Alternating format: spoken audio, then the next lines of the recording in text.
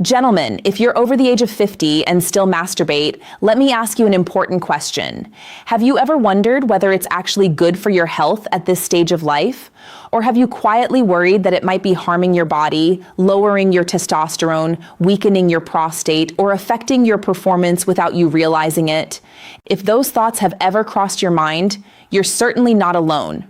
In fact, this is one of the questions older men ask most often, yet it's rarely discussed openly. For years, masturbation has been surrounded by myths, conflicting advice, and outdated beliefs, leaving many men unsure about what's true and what's simply misinformation. I'm Dr. Leah, a urologist with over 15 years of experience helping men protect their sexual health and overall well-being. Today, we're going to clear up the confusion with an honest, science-based discussion. Research shows that many men well into their 60s, 70s, and beyond continue to practice self-pleasure. However, many still wonder whether it's helping or harming their long-term health. That's exactly what we'll explore together. First, I'll walk you through 10 surprising benefits that masturbation may offer as men grow older. Then we'll examine 10 important risks you should understand so you can make informed decisions and keep this habit healthy, balanced, and supportive of your long-term vitality. Let's begin with the benefits. The first benefit is one that many men never think about, yet it's incredibly important. An erection isn't only connected to sexual pleasure. It also plays a valuable role in maintaining the health of the penis itself. Whenever an erection occurs, oxygen-rich blood fills the erectile tissues, delivering nutrients that help keep those tissues healthy, flexible, and responsive. As men age, regular blood flow becomes even more important. Without it, the tissues can gradually lose elasticity, making it more difficult to achieve firm erections over time. Think of it like keeping a joint mobile through regular movement. In much the same way, regular erections help preserve the natural function of the penis. The second benefit involves the prostate. This is one of the areas backed by some of the strongest scientific evidence. Large population studies have found that men who ejaculate more frequently may have a lower risk of developing prostate problems later in life, including certain forms of prostate cancer. Researchers believe that regular ejaculation may help clear old prostate fluids and cellular waste from the gland before they build up and contribute to ongoing irritation. While it's not a guarantee against disease, maintaining this natural process may support better prostate health. In other words, keeping the system active may help the prostate continue functioning more efficiently as you grow older. The third benefit is improved pelvic floor strength. During orgasm, several muscles in the pelvic floor contract repeatedly, especially the muscles that help support erections, control ejaculation, and assist with bladder function. Every orgasm gives these muscles a gentle workout. Just like exercising your arms or legs, regularly using these muscles helps them stay stronger and more responsive. As they maintain their strength, they can better support healthy erections, improve control during ejaculation, and even reduce the likelihood of urinary leakage, which becomes more common as men get older. Although it may not replace dedicated pelvic floor exercises, masturbation can still contribute to keeping this important muscle group active. The fourth benefit is stress reduction. Many older men live with ongoing stress, and prolonged stress keeps the body producing high levels of cortisol, often called the stress hormone. When cortisol remains elevated for long periods, it can negatively affect sleep, blood pressure, mood, and overall health. After orgasm, however, cortisol levels naturally decline while the body shifts into a more relaxed state. Many men notice they feel calmer, their minds become quieter, and tension begins to ease. This natural relaxation response can support emotional well-being and may even benefit heart health over time. In this way, masturbation can serve not only as a sexual activity, but also as one of several healthy ways to help the body unwind after a stressful day. The fifth benefit comes from what happens inside your brain during orgasm. As climax occurs, the brain releases several natural chemicals that work together to improve how you feel. Dopamine increases feelings of pleasure and motivation, while oxytocin promotes a sense of relaxation, comfort, and emotional well-being. At the same time, endorphins, your body's natural pain relievers, help create a feeling of calm and satisfaction. For older men who sometimes struggle with loneliness, emotional stress, or low mood, this natural chemical response can provide temporary emotional relief. While masturbation is not a treatment for depression or anxiety, these natural changes in brain chemistry can contribute to a greater sense of balance and well-being. The sixth benefit is one that often goes unnoticed. Regular self-examination during masturbation allows you to become familiar with your own body. Because you know what feels normal, you're more likely to notice unusual changes early.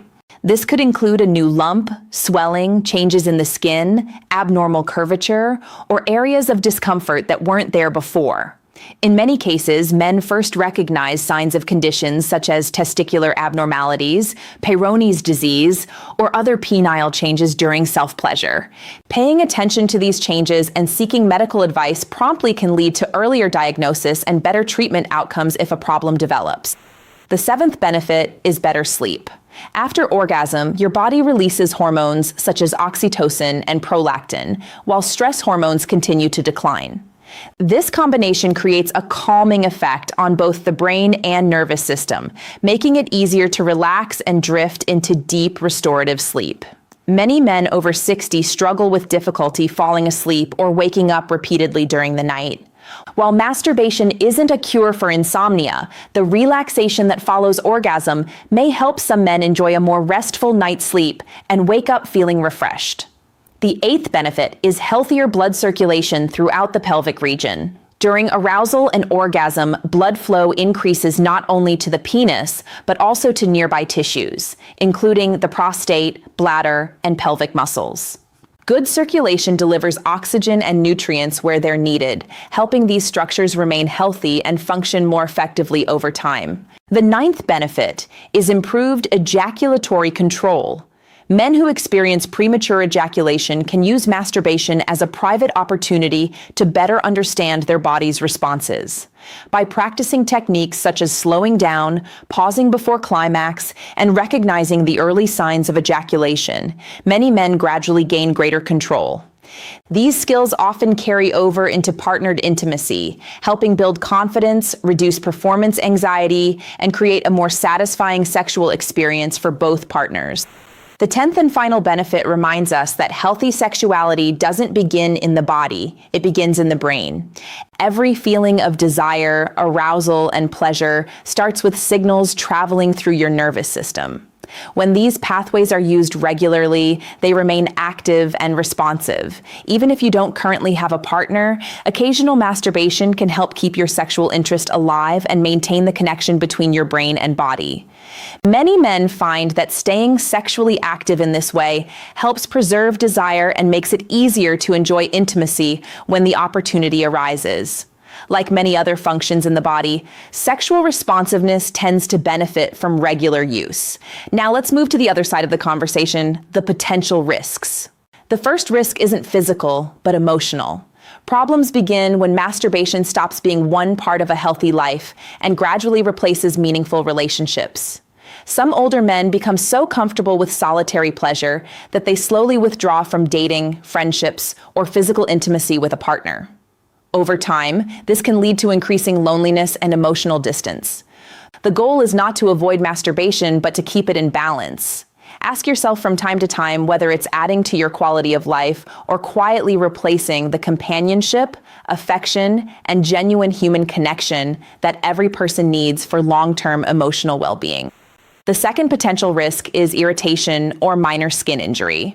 Masturbating too aggressively or without proper lubrication can place unnecessary friction on the delicate skin of the penis.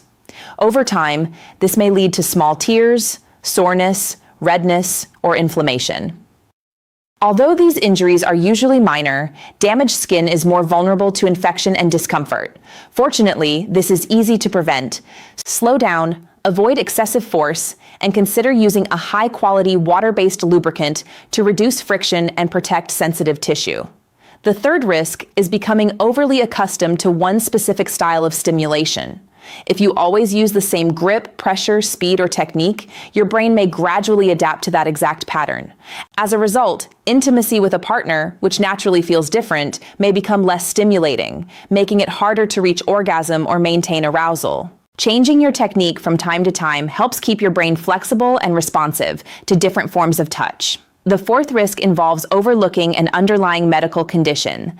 Some men notice they can achieve an erection during masturbation, but struggle during partnered sex. Rather than ignoring this difference, treat it as valuable information.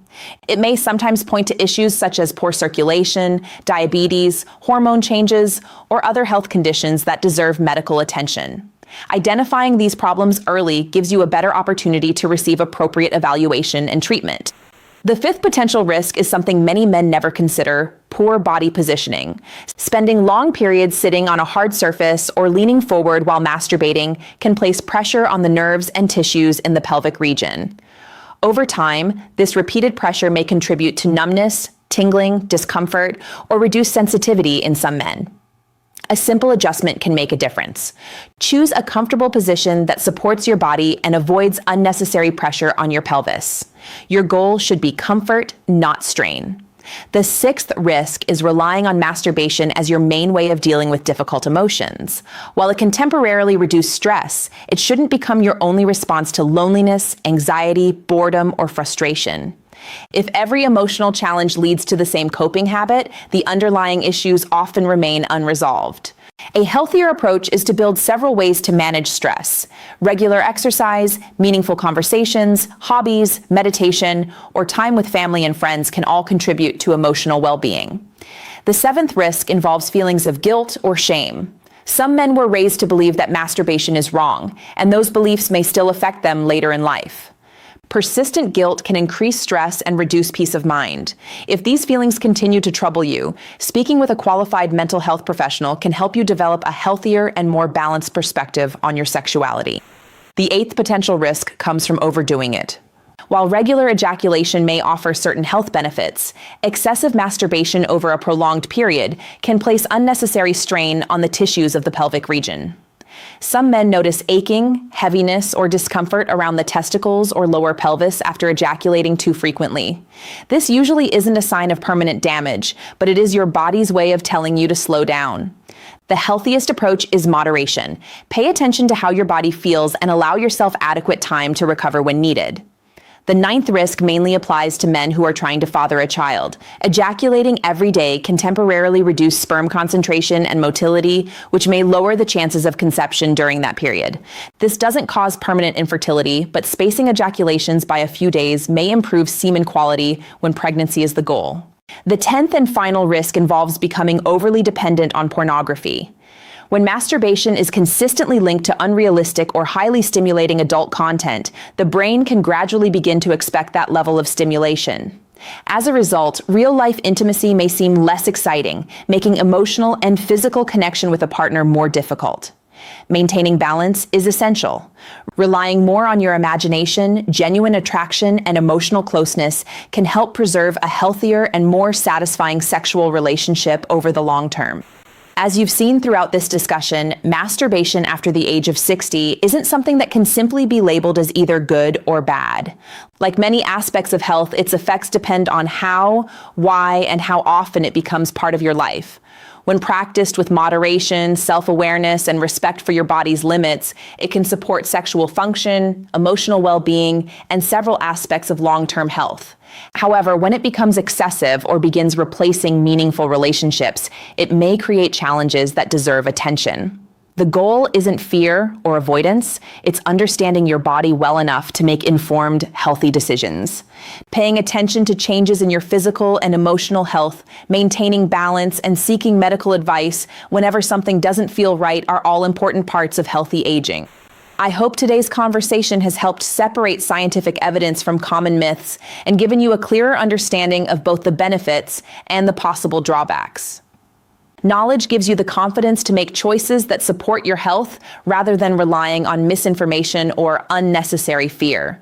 I'd love to hear your thoughts. Which point in today's discussion surprised you the most? Share your answer in the comments because I read them carefully, and your questions often inspire future videos.